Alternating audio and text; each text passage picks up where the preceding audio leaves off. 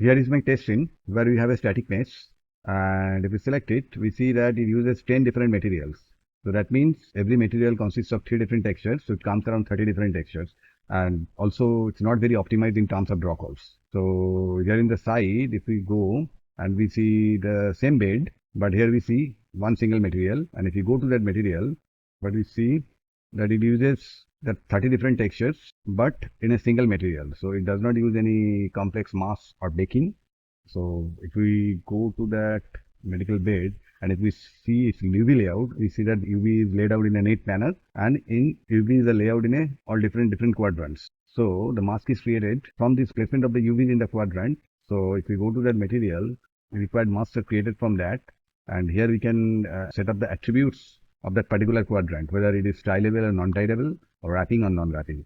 So we can set it up all in this section, and the other sections we can just slap all those 30 textures into it. So here we get to see the same thing but from a single material.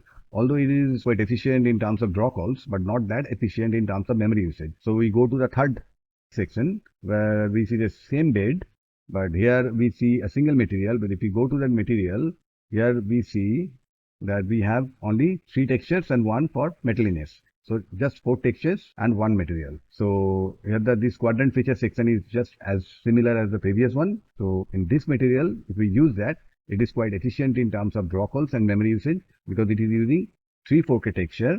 This one is 1K and the other 3 is 4K. And this is a single material and acting as a 10 different materials for this static mesh. So mainly in this material, there are some little drawbacks, like there is some MIP issues. So you can see some noise because these lines are very close to each other. So there are some MIPing issues. But more or less for far distance objects, we can use this material so that it reduces draw calls and you don't have to bake the static mesh for a custom mask, or you don't have to go to any third-party software like Substance Painter or Quixel Mixer and then bake it. Just slap those textures and this material, and then it has a bake features inside Unreal. If using that, you can bake it down to this single material.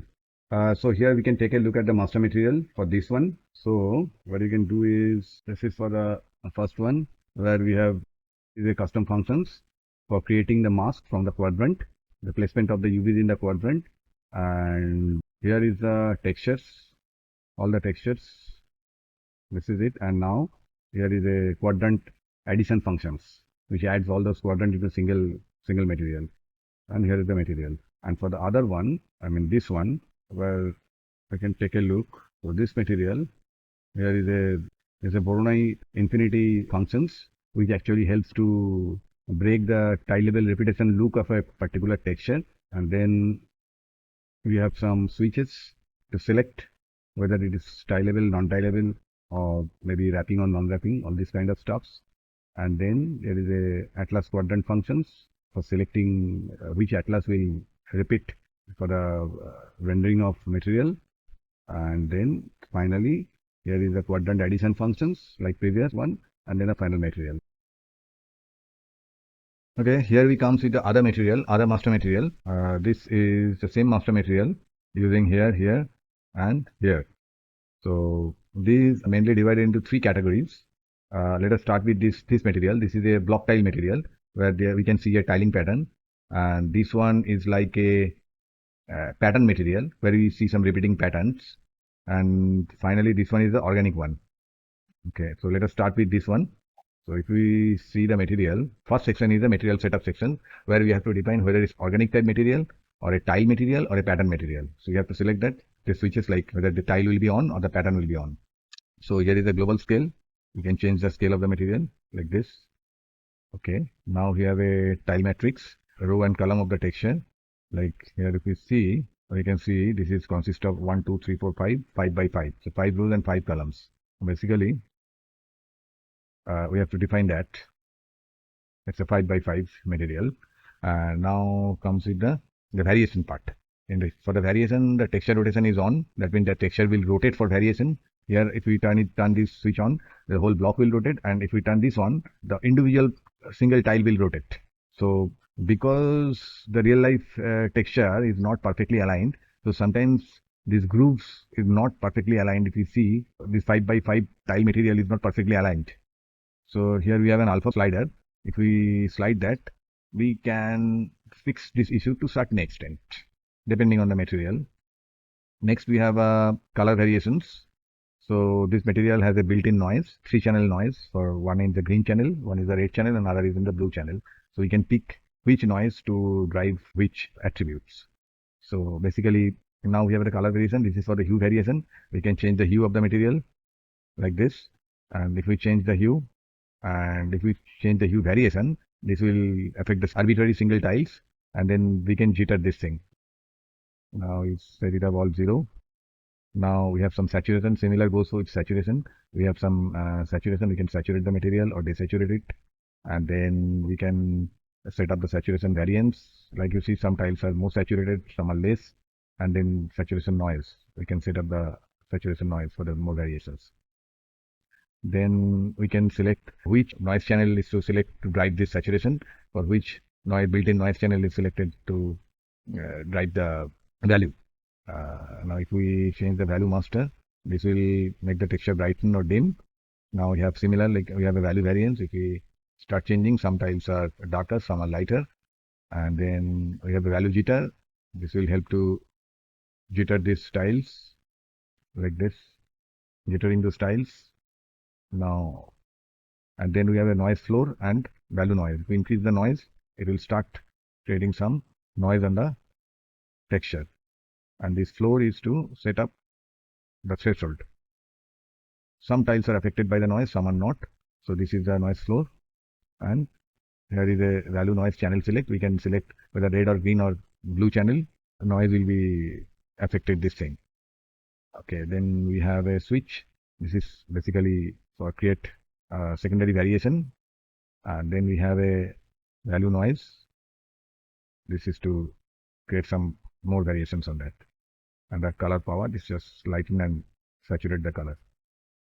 And we have a color multiplier just to darken and lighten the color. That's it. And for the roughness, it's kind of similar thing. Just we can see the roughness jitter. You can look at this particular part. It is creating some jitter. We can better see this if we go to detail lighting, and we see some roughness variation over here. So basically, this comes from here. Roughness pattern jitter. Here you can see the pattern is jittering. The roughness pattern is jittering, and the amount of roughness. Then we have a normal. We can increase the strength of the normal. Then we have the textures, and finally we have the noise sections. So noise section is basically the noise that's running on the texture.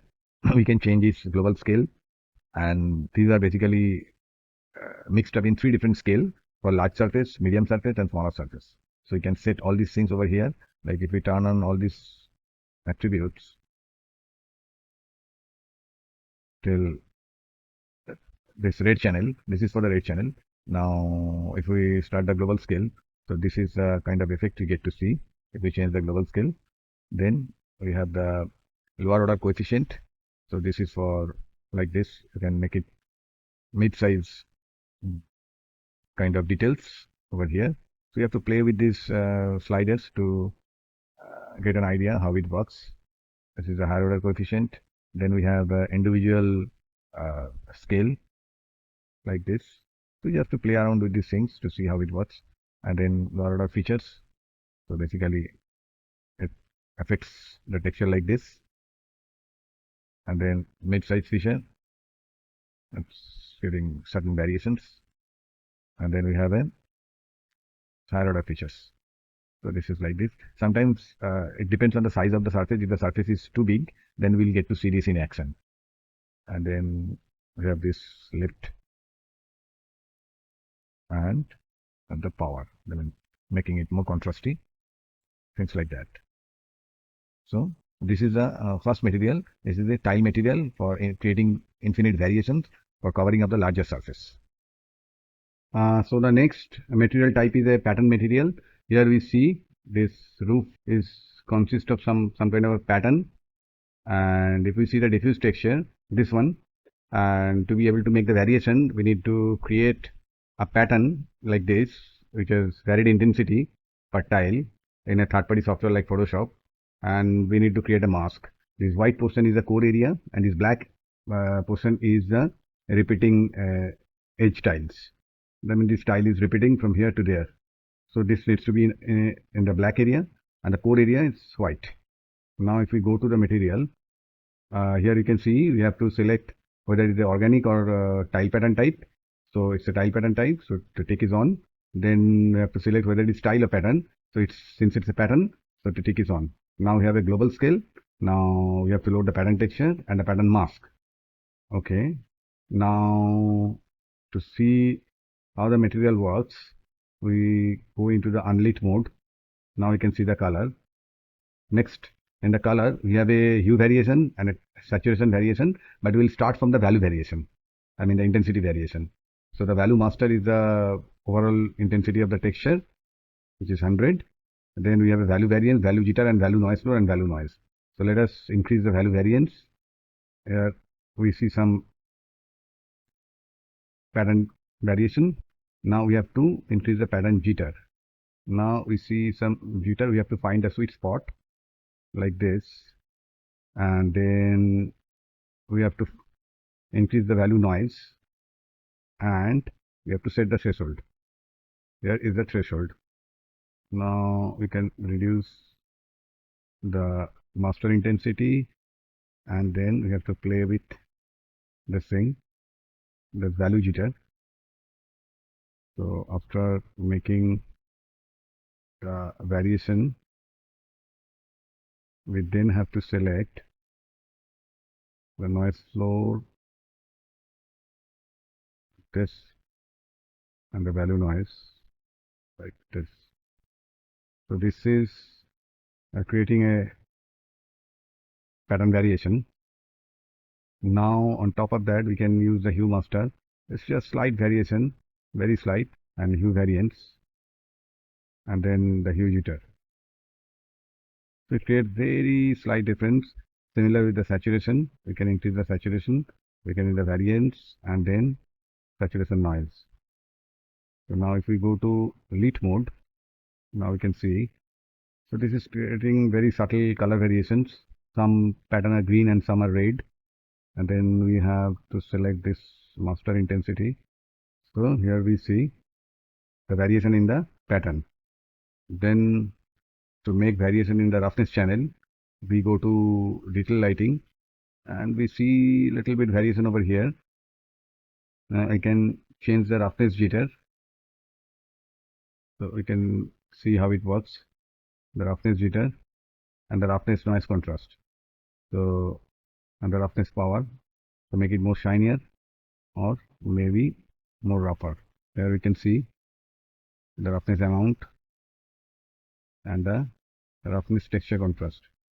So this is it. This is the roughness variation. Then play with the setting to get the right combination. Now we can go back to the lit mode. So here it is. So it looks little red. I need to change the hue. Somewhat looks like this. Now two other things, that is value noise 2 and color power. So if we change this, we can add some grunge into the texture, very subtle, like this, the color power. So it's a post contrast type things on the diffuse channel. Here we get the texture variation. We can still play a little bit with the jitter, which is the roughness, then the normal intensity, then all the textures. Here we have a channel packing in the roughness, and we can select that which channel contains the roughness and which channel contains the height and which channel contains the AO. Then there is a normal and there is a noise. So like before, we can turn on these noise things. We can see basically the value variation comes from the red channel. So here we are working on the red noise channel till this red power. Then the green channel starts from here. So we'll work on these things. Now we can change the global scale and see the global scale. This is the noise. Let's try with 2. Then the lower order coefficient, You have to play with the settings to see how it works, what works and what doesn't work. If it looks too black, then we can definitely go back in the value noise tool and see how it looks.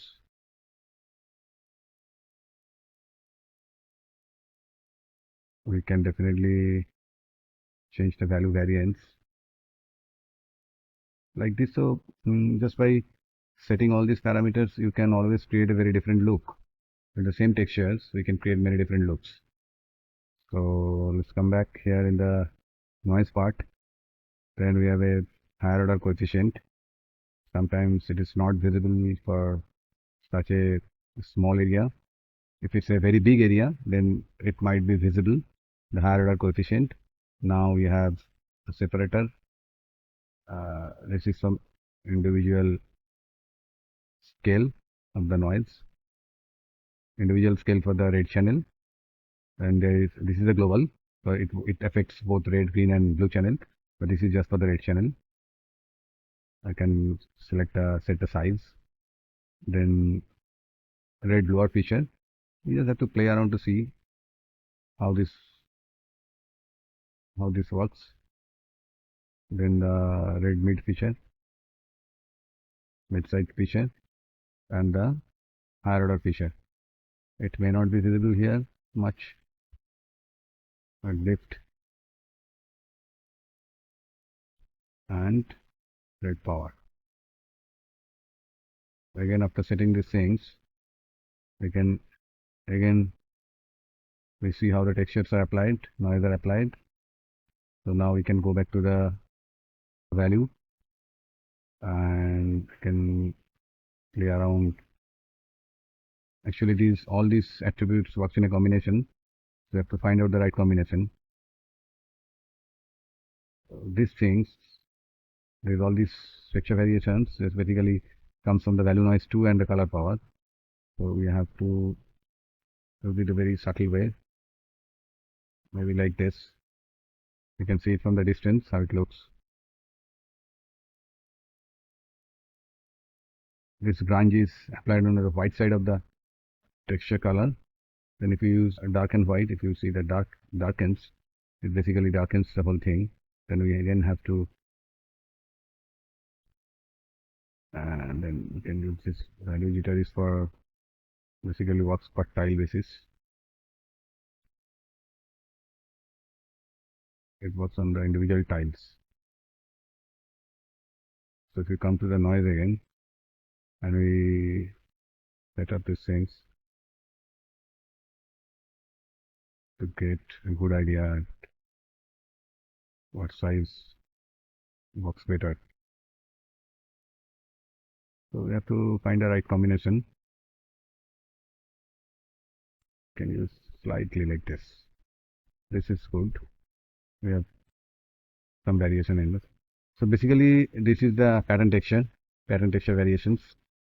So we can turn on the green channel and the red channel for the create variation on the hue. Hue is controlled by the green channel. So any hue variation that comes from the green channel, we can set the green noise over here.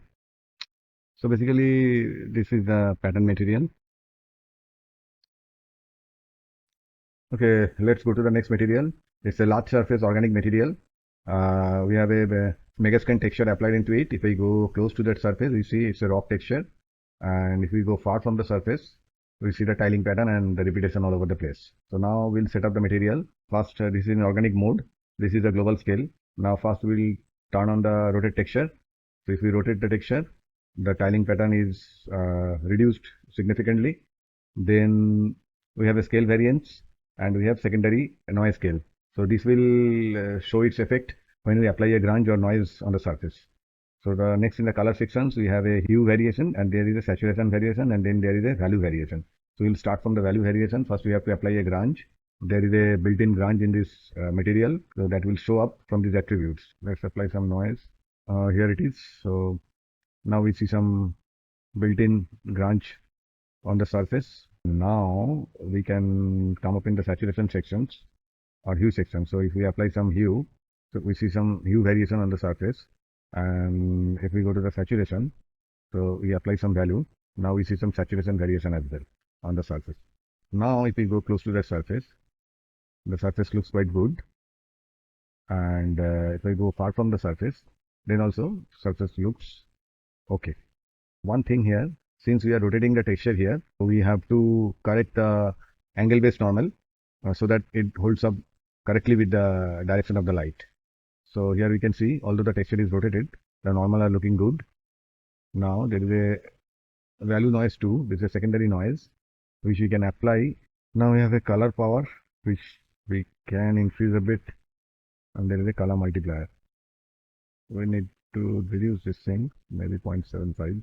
We see some grunge patterns all over the surface, right? Okay, now, so this is the base texture or base layer. Now we can add 5 layers on top of this. So we have to activate that thing, and this texture will use a custom mask so that we can control where the material will be applied. These secondary layers will be height lapped with the underlying layers so that we can constrain the position of the layer through its mask. Okay, first we'll come to the roughness section. If we go to the detail lighting, we see the roughness is currently looks very flat. We need some variation in the roughness. So let us try some values here. Here we see some roughness variation. Then we go back to the lit mode. So here is the roughness. We can tweak it later. For now, what we need is there is a normal, master normal, and master AO. Then we have the texture section where the base layer is here. We can use some roughness. So we can make it little shinier. So this is an individual roughness control per layer basis. So we can make it look little rougher or shinier depending on the look that we want to achieve. Then we have a normal power. We can increase the normal individually per layer basis if required. Now we'll turn on the layer 2. So it's started the layer 2.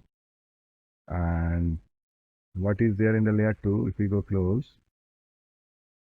this is some twigs and mud basically in this layer. So if we go look it from the distance, we can see this mud is applied, and other places we can see the rocks through it. Now we'll adjust this thing, set up its roughness. We'll make it look little rougher. Now it looks little rougher. We can adjust its normal power. So we increase its normal power a little bit. Here it is. Okay. Now the main thing is adjusting the height. So this layer will be height lapped with the underlying layer. Here we adjust the height, and this is the transitions. So now this layer is mixed with the underlying layer.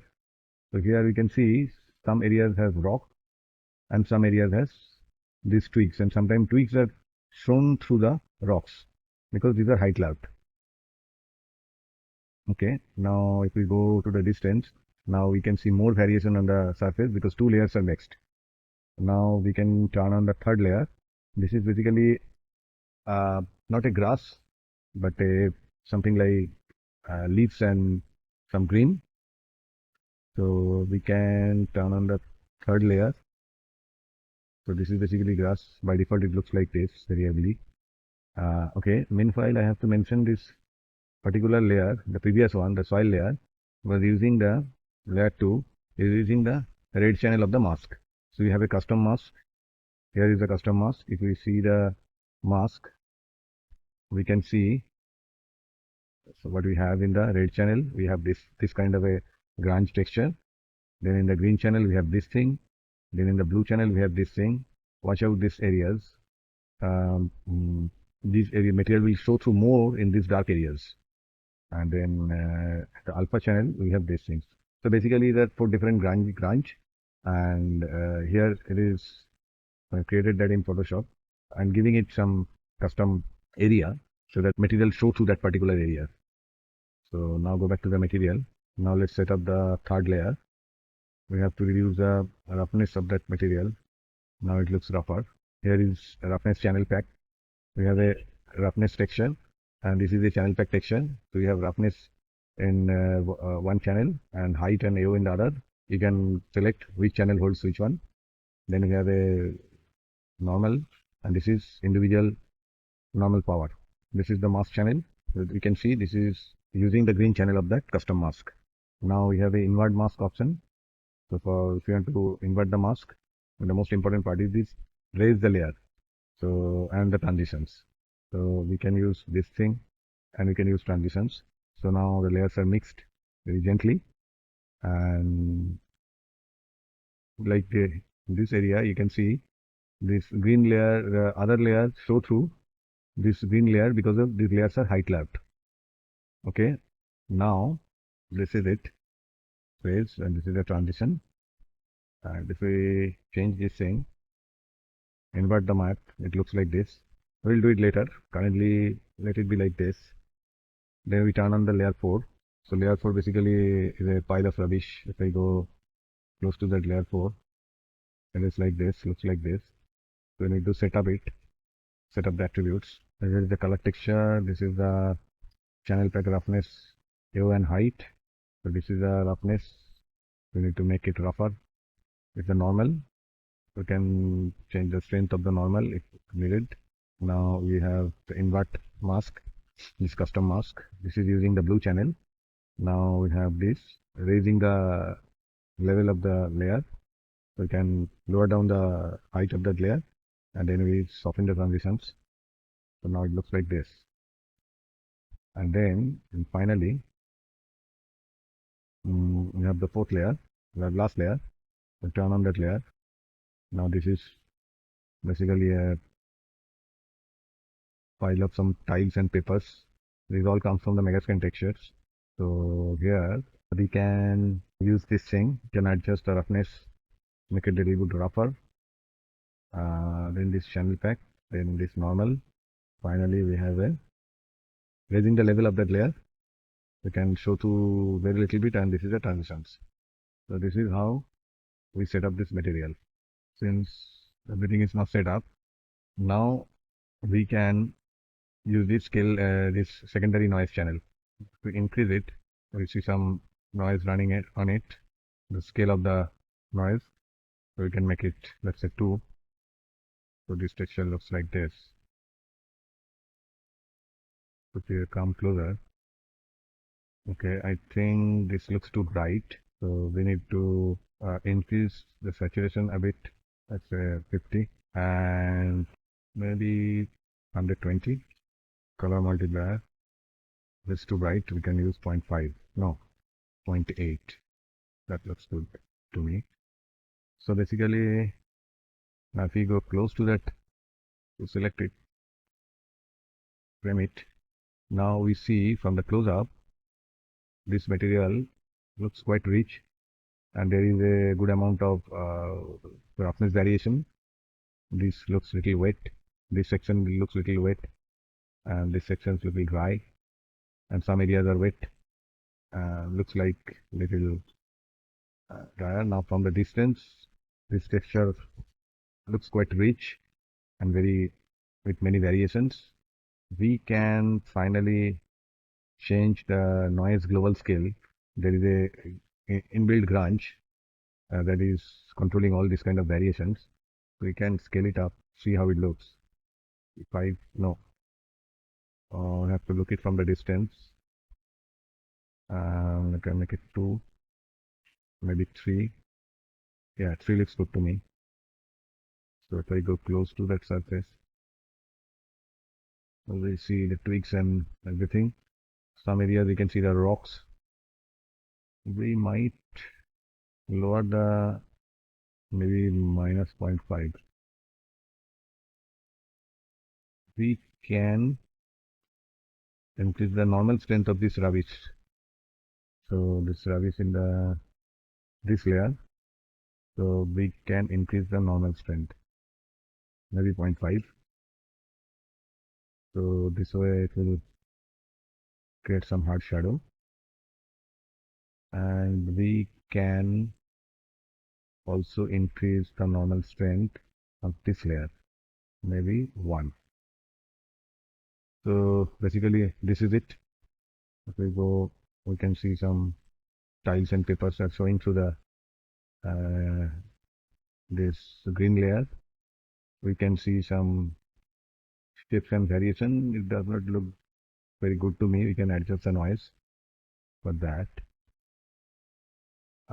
Here is the noise. We can make it less visible, and we can determine the value like this. So just some tweaking here and there to get the look right. So this looks little wet, so we can make it little bit rougher, like 0, maybe minus 0.1.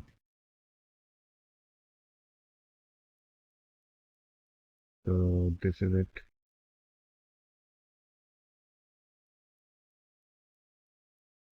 So if we make a closer look,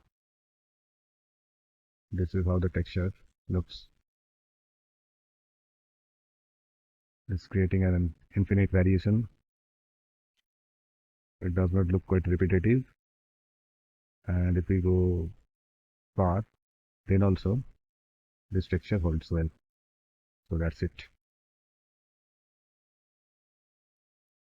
Here is another master material, which is basically for the faraway buildings, and to create variation on that. Let me show the features. Let's see, here is a building. If we select and duplicate it, just by changing its position, we can see some a complete different variation of the building. Like then, if we select this one and then duplicate it, pull it in the side, we see a different variation of that same building. Now, for this building, we can create a new variation here. Just by pulling in the side, we get a new variation. Like this one, we get a new variation over here. If we rotate, we see a different variation. So every single time, like this, it works like this.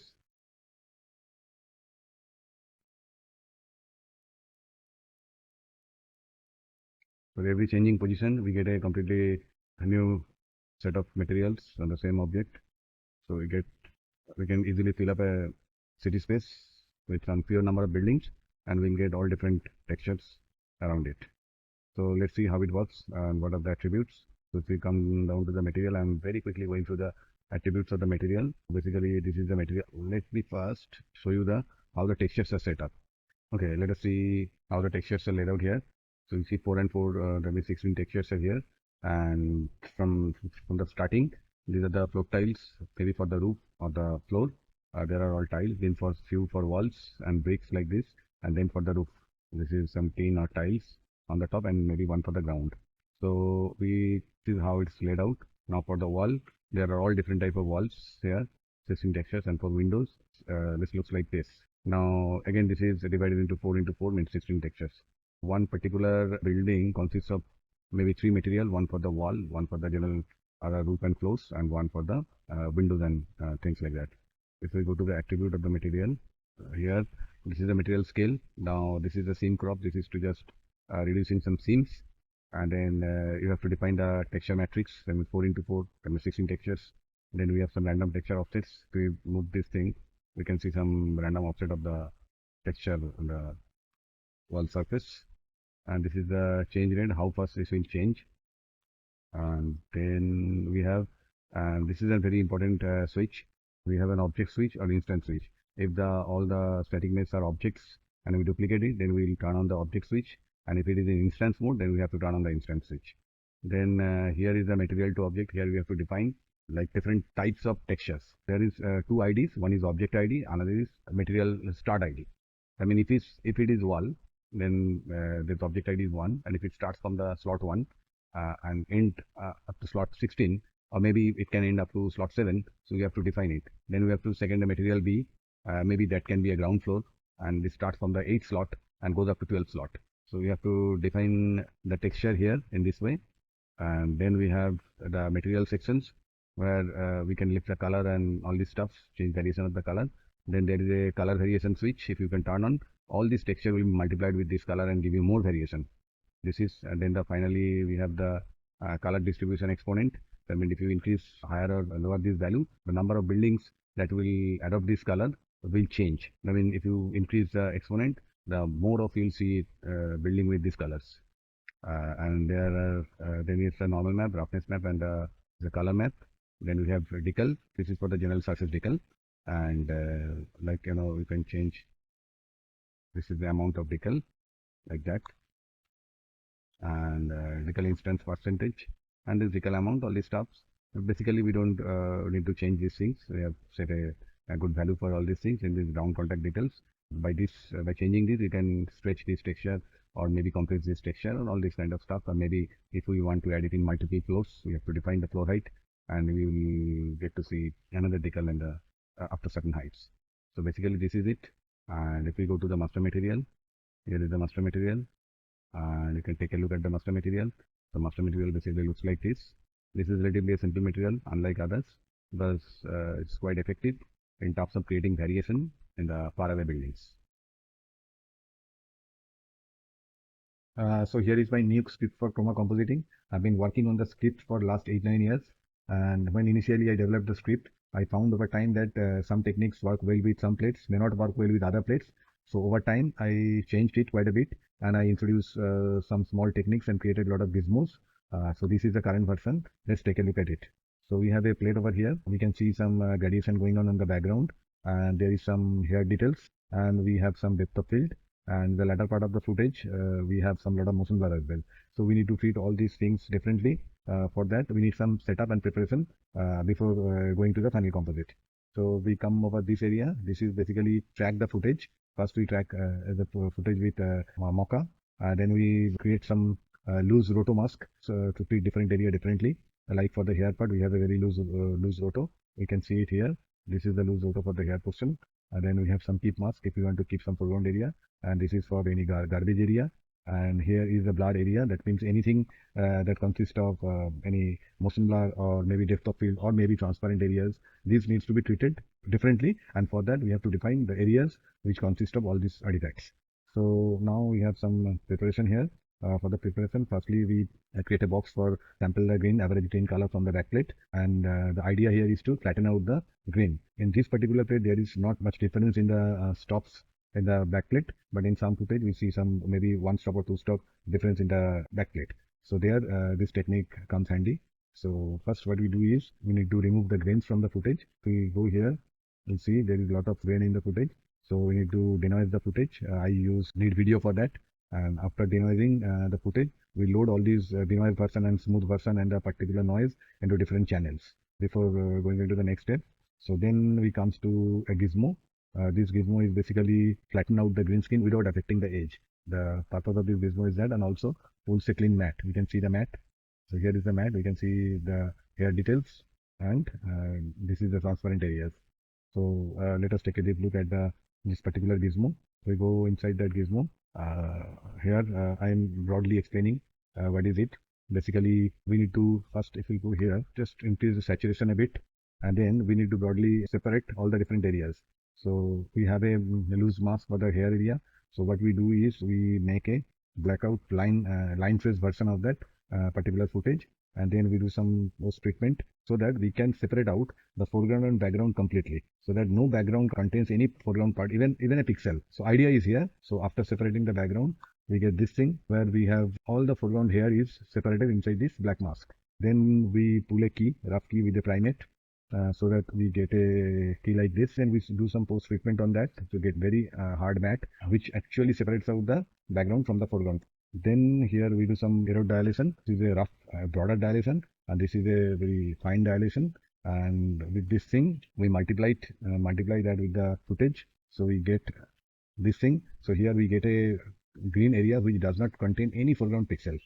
The idea is here, as much as we can, so we have a very broad dilation so that it does not contain any foreground pixel. Then we have a custom gizmo here. This is to generate a clean plate out of that green section. Here is it. So if you take a look at it, this is like this thing. So basically IVK color flood, using it exponentially, we expand or contract the outer green into the whole plate.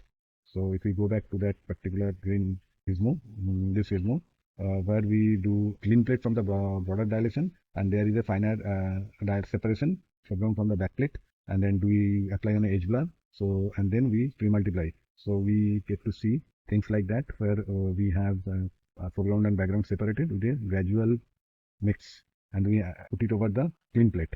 So we get a clean plate which is got very light foreground fringe over here. The main idea is to bring it as minimum as possible. So here for this particular plate, this works well. Now we pull a key with the IBK gizmo. You can see the key over here. This key is quite clean because the idea is not to fiddling around too much with the all the parameters. So we keep it in default, and we prepare the plate in such a way that it pulls out a good key at its default values. So after that, we do some post treatment on that to make it much cleaner, prepare for the next step actually.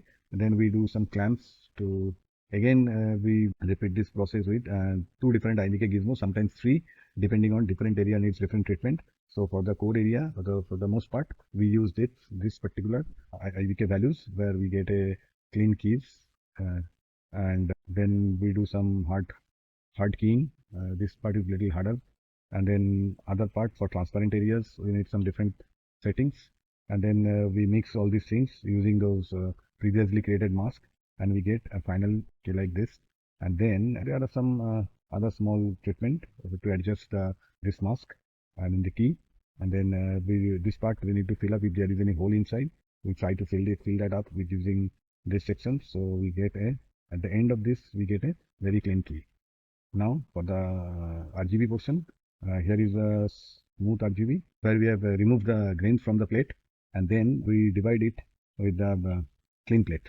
So we get a perfect white in the background, and then we multiply with the average color that we sampled initially. So we get a plate where there is the background green is completely flattened out, and all the gradient artifacts that we had in the background is actually translated into the foreground.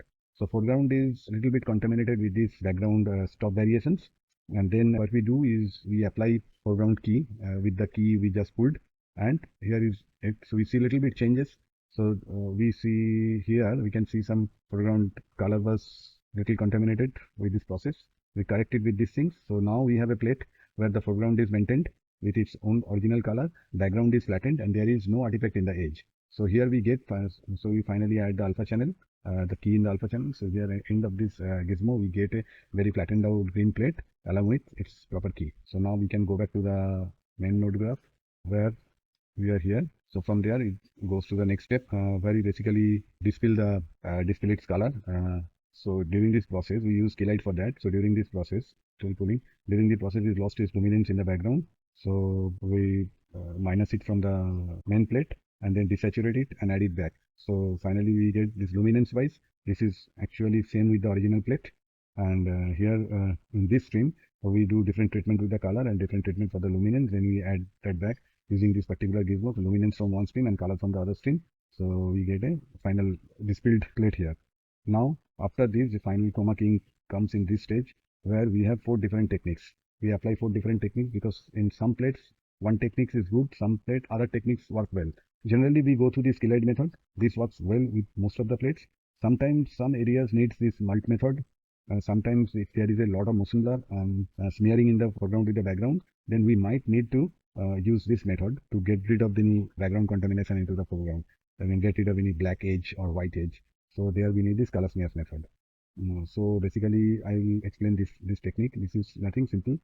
We have a keylight luminance core keying and luminance edge keying, and then there's luminance core keying and luminance edge keying. Then we do some treatment over here and add the luminance from this side and luminance from the this side. So we finally get a backplate composite with this. By the way, here is a black plate. We need some prior preparation. All the preparation, if it's a 3D scene, then we need to construct all this thing in this particular area. It goes through all these different techniques and composite it. It's composited. Now here is some detail transfer. We have some these gizmos for that. Basically, this area works like, and it transfers some lost details in the process from the main plate to the composited plate. The difference is very subtle. Sometimes we do not get to see it in every plate. And then here in this mult method, basically what we do is we dispel the main plate, minus it from the main plate, then we desaturate it and use this as a mask to multiply with the back plate. Here is the gizmo. So basically this gizmo uses that particular desaturated mask to make the core area white and the background area like it is. And we do a background blur in the foreground portion so that we get to see some effect of that coloration effect of the foreground. And then what we do is we take this thing and we do a grading so that we show this gray area as a white point. So we get a complete white over here, and then we multiply it with this BG blur ground area, we get a composite like this. Well, this method is not perfect, but sometimes where the background area is dark, these particular techniques works well with the edge of the foreground and where the edge mixes with the foreground with the background. So sometimes, not always. So we create, in this section, we create a luminance based mask from the background, and using that we can apply mix two different methods for the composite. So after that, here we get the final composite where it deals separately with the transparent areas and these hair areas and all the blur areas. So after that, here is some color corrections. We can color correct the foreground a little bit. So use a reverse color correction, which is applied in the background. When we apply the color correction, the background stays okay. It's just applied on the foreground. After that, we use some light wrap and then some edge blur. Then finally, we add back the grain. We match the grain with the, we create a grain, match the grain with the plate, and we add back into the main plate. So this is it. This is the final composite.